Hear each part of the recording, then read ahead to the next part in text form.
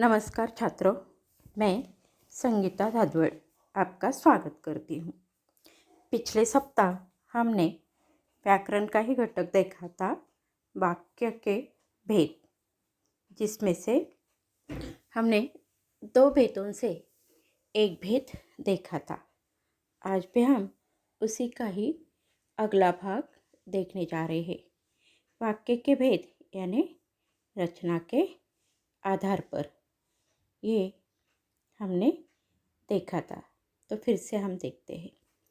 वाक्य के 2 भेद होते हैं, एक अर्थ के आधार पर और दूसरा रचना के आधार पर। आज हम रचना के आधार पर ये जो है वह भेद देखने जा रहे हैं, लेकिन सबसे पहले हम अर्थ के आधार पर इसका फिर से पुनरावृत्ति करते हैं। सबसे पहले हमने ये भी देखा था पिछले सप्ताह कि वाक्य के भेद या वाक्य किसे कहते हैं। नीचे दिए गए वाक्य पढ़िए। भारत एक महान देश है, सदा सत्य बोलो। तो मैंने पिछले सप्ताह ही आपको वाक्य किसे कहते हैं इसकी परिभाषा बताई थी। आज फिर से बताती हूँ। शब्दों के ऐसे सार्थक समूह को वाक्य कहते हैं जिससे किसी विचार की पूर्णता प्रकट हो, जैसे विद्यार्थी पाठशाला में पढ़ते हैं। यानी वाक्य का समुदाय, उसमें अर्थ होना चाहिए, तभी हम उसे वाक्य कह सकते हैं। फिर से हम अर्थ के आधार पर वाक्य के 8 भेद जो हमने पिछले सप्ताह देखे थे, फिर से एक बार यहाँ पर दोहराते हैं।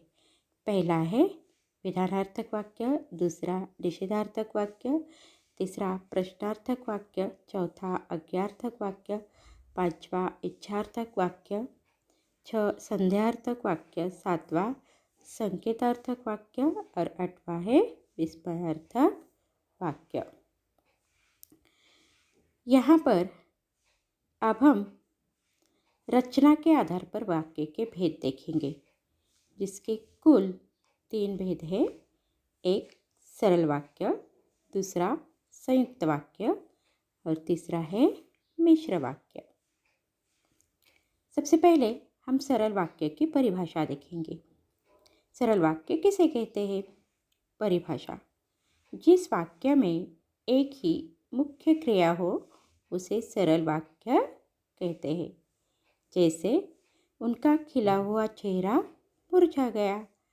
तो और दूसरा है बच्चे हर रोज खेलते हैं। इन दोनों वाक्यों में सिर्फ एक ही क्रिया मुख्य है। कौन सी? तो यहाँ पर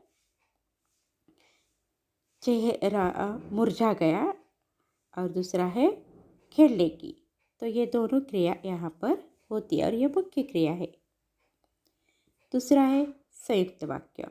परिभाषा: संयुक्त वाक्यों में से 2 या 2 से अधिक सरल वाक्य समुच्चय बोधकों और परंतु, तथा, या आदि से जुड़े रहते हैं। जैसे उदाहरण के तौर पर हेमंत ऋतु बीत गई तथा शिशिर ऋतु आ गई। तो यहाँ देखो 2 वाक्य है, हेमंत ऋतु बीत गई और दूसरा वाक्य है शिशिर ऋतु आ गई। और इन दोनों वाक्यों को जोड़ने का काम तथा ये समुच्चय बोधक है, इसने किया है, इसलिए ये संयुक्त वाक्य। दूसरा उदाहरण है मांडवी काफ़ी बड़ी नदी है तथा वर्षभर पानी से भरी रहती है। यहाँ भी 2 वाक्य है, मांडवी काफ़ी बड़ी नदी है और वर्षभर पानी से भरी रहती है। और इन दोनों वाक्यों को जोड़ने का काम समुच्चय बोधक अव्यय जो है तथा इस अव्यय ने किया है। मतलब आसान है कि अधिक संयुक्त वाक्य जो है उसमें 2 सरल वाक्य होते हैं और उन दो वाक्यों को जोड़ने का काम समुच्चय बोधक अव्ययों से किया जाता है, जिससे हम ये बड़ी आसानी से पहचान सकते हैं। अब तीसरा मिश्र वाक्य। परिभाषा: जिस वाक्य में एक प्रधान और शेष आश्रित उपवाक्य है उसे मिश्र वाक्य कहते हैं। एक वाक्य जो है वह मुख्य है और दूसरा उस पर आधारित है। जैसे मैं वह सौगंध नहीं बेचूंगा जो मेरा संस्कार बन गई। तो यहाँ पर देखो, पहला वाक्य जो है मैं वह सौगंध नहीं बेचूंगा, और इसी पर आधारित दूसरा वाक्य है मेरा संस्कार बन गई।